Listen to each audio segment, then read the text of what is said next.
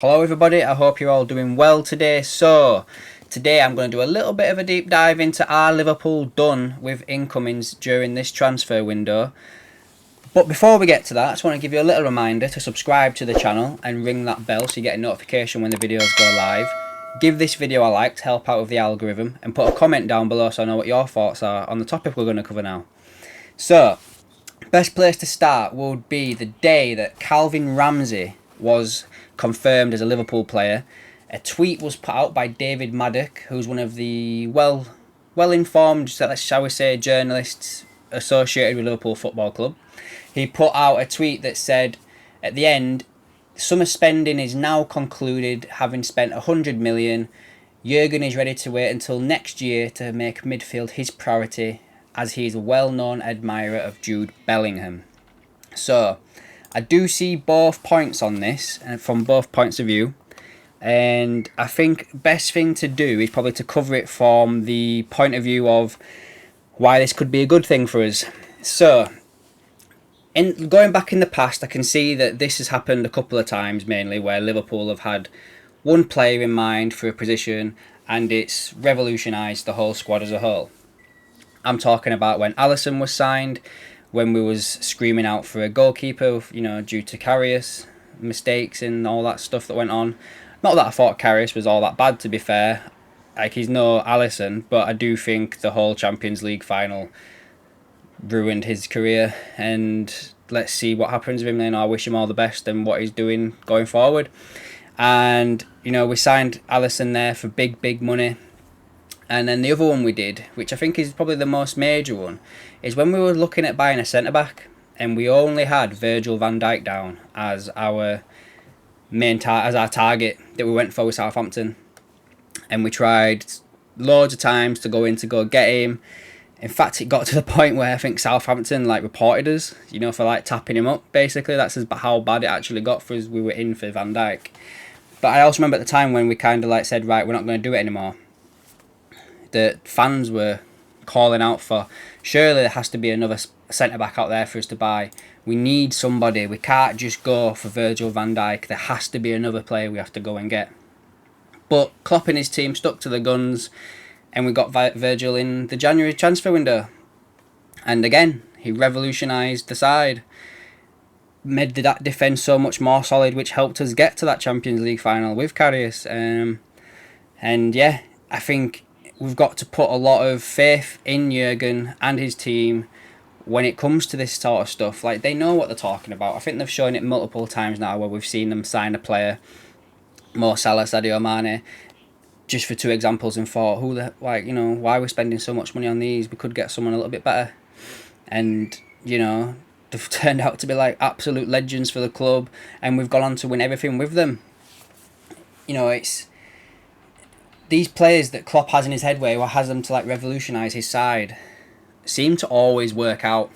They always seem to be 100% cert so far, So if Jude Bellingham is the next one of these signings that where Klopp's putting everything into that, I think we've got to give him a bit of benefit of the doubt with the successful track record they've got at the moment with it all. That's that point of view with that. If I'm going to come at it from the other side, at the beginning of this window, there was a lot of talk, and I think you'll probably remember it as well, that we were in for Aurelien Tchouameni, and we were looking at round about a fee similar to what we paid for Darwin. He's obviously moved on to Real Madrid, and we've got Darwin Núñez in as a striker, and it's being put out there now that we're not signing a midfielder, which has kind of got me thinking, had we signed Tchouameni, would we have not signed Darwin? We know that sometimes FSG are a little bit tight with the money, and we have to live within our means. We go back a couple of windows, we couldn't sign Donyell Marlin because we had Shaqiri and Origi on the book still, and there was a 4 million discrepancy or something like that. We needed, I think it was 25 million that he went to Dortmund for, and the club weren't willing to strump that up until we'd got them two off the books. And Of course, we got them off the book and we ended up signing Luis Diaz instead. So, you know, we've probably come off a little bit better there. But at the same point, the point still stands. Like, we didn't sign Donyell Marlin for 25 million because we had to live within our means. So, what I'm getting at is this: if we'd have signed Tuchemene and we'd have sold Mane, would we have not replaced him? Would we have not gone and got Darwin? Do you know? So, there is other midfields out there we could be signing. There's Bissouma, who's just gone to Spurs. He was linked with us for a long time, and we were looking at like 40 odd million for him. I think he's gone for like 25, which is obviously a lot of, you know, discount from what we were being quoted as like a year ago or something. Yeah, he's got allegedly off the field issues, which is maybe why we've not like followed through with this. But he's still a good player. Tielemans at Leicester's in the last year of his contract. We could be getting him on the cheap, you know, like 30 mil, you know, something like that. We're not looking at like 60 odd million that we were looking at Tuchemene. So, as I was saying, like, is that money that we spent on Darwin, was that the midfielder money that we were going to spend this year? I wouldn't put it past FSG. And then when you're looking at the midfield options we've got at the moment, it's aging, is that midfield. I think Keita and Fabinho are the two youngest ones at like 27 and 29, you know, as the first teamers. And then everyone over that is over 30. Yeah, we've got Elliott and Jones, but last year we were kind of lucky with injuries in our midfield. We didn't have any serious long-term first-team players out at a long time, but previous to that, we've known Thiago and Keita to have injury-ravaged seasons. So then we'll be relying on Elliott and Jones to make up the numbers, you know. And Elliott was out long-term with an injury last year. Jones had a bit part role last year and didn't really do much for me. Like, he really does need to kick on this year.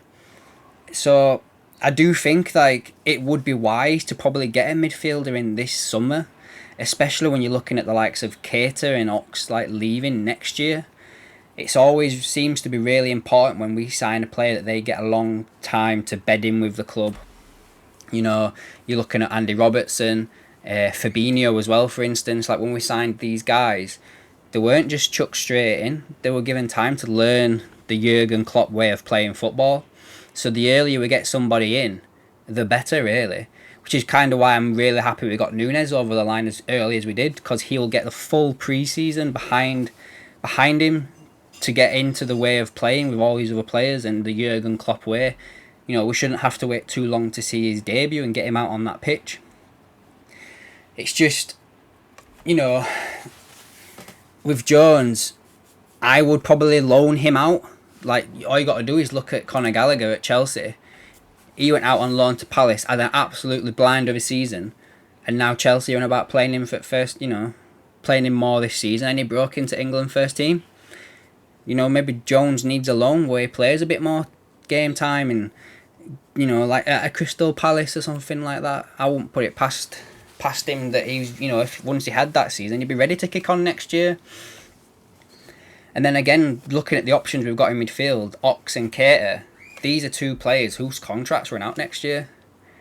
You know, are we going to tie them down, or are we going to go back into the mould of letting players go for next to nothing that have given us everything? You know, Mane has gone for a cut-free price.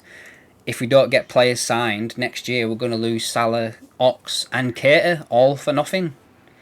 It's just, as much as we say that Liverpool do good business, that's not good business to be losing them type of players for nothing and then having to replace them. You know, part of me does think at the end, to conclude all this, that if a player became available who Jurgen thought would be a good fit, i.e. if Bellingham was like, yeah, I'll move this summer, and Dortmund were not going to ask for 100+ million, then I think Liverpool would do that deal, especially now that Minamino's going. You know, Ox is apparently staying now because we're not looking for a midfielder, but if we brought someone in, would he go?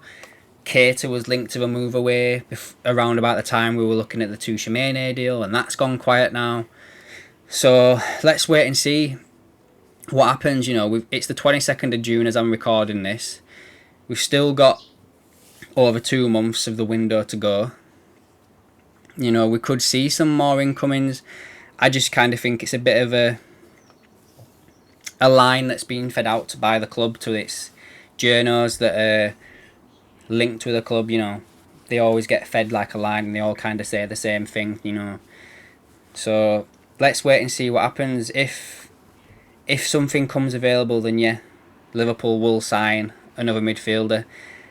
To be honest as well, like, if we don't get Salah signed down and we're into August and it's looking likely that he's going to leave for nothing next year, I'd probably sell this year, honestly, and try and get someone else in.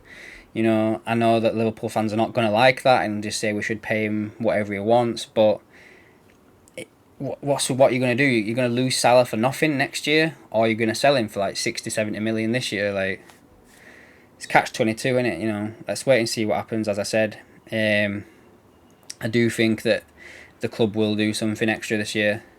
I just think it's a wait-and-see approach that we're going to have to do. Anyway, guys, I might have waffled on a little bit there towards the end. What's your thoughts on all this? Put a comment down below. Let me know what you think Liverpool are going to do this window, if anything. Like the video and subscribe to the channel to keep up to date with everything I've got going on. And I'll catch you in the next one.